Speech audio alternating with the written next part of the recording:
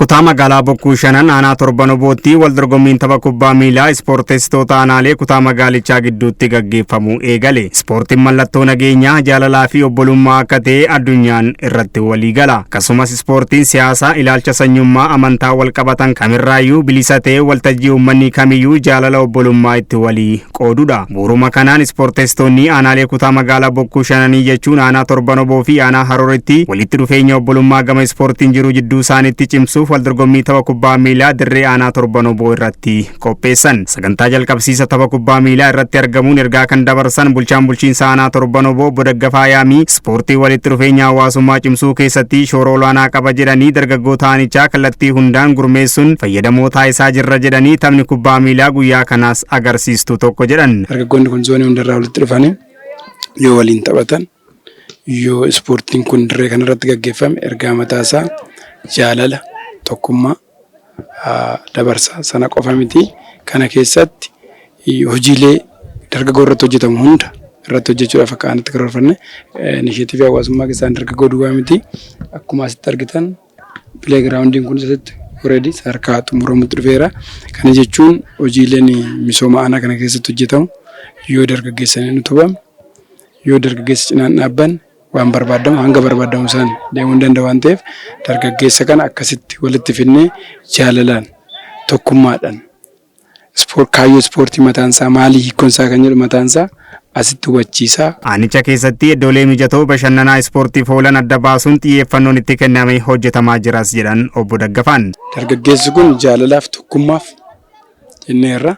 Jaalalaaf tokkummaa dirree kanarra duwwaa dabarsan qofa otoo hin taane dargaggeessi dhaloon as keessaa ba'ee biyyaaf akka ta'u, biyyaaf ta'uu duwwaa miti ofii isaatii dargaggeessa. Ispoortiin baay'ee kun kubbaa miilaa jalqabne saaphanni sitti fufa.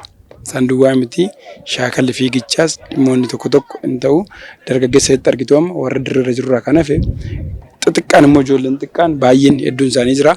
Isaanis akkasitti oomishaa leenjisaa sadarkaa sadarkaan jiru dargaggeessuma kana keessaa baasnee oomishaa biyyaaf akka ta'u, jijjiiramaaf akka ta'u, kaayyoof akka ta'u kaayyoon keenya guddaan kun jalqabbiidha malee kan xumurre miti jechaadha. Dhaloota egereef ta'u garuu as keessaa oomishaa baasuuf hojii keenya isa duraa fi jalqabaa godhannee qabannee jirra. Kanaa ol hojjennee milkeessuu akka dandeenyus abdii qabna. So akka aanaa keenyatti dargaggeessa duwwaa miti dhaloota irratti hojjechuudha. Kaayyoon keenya guddaan dhaloota irratti hojjechuudha.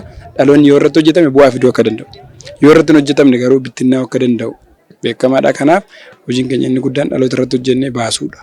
Qindeessaan tapha kubbaa miilaa aanaa torban oboo dargaggoo Abarraa Nagoo taphni kubbaa miilaa hariiroo waliin jireenya dargaggootaa cimsuu keessatti bakka guddaa qaba jedhan. Akka kutaa magaalaa Bokkuu Shananitti aanaaleewwan kutaa magaalaa Bokkuu Shanan jala jiran waliin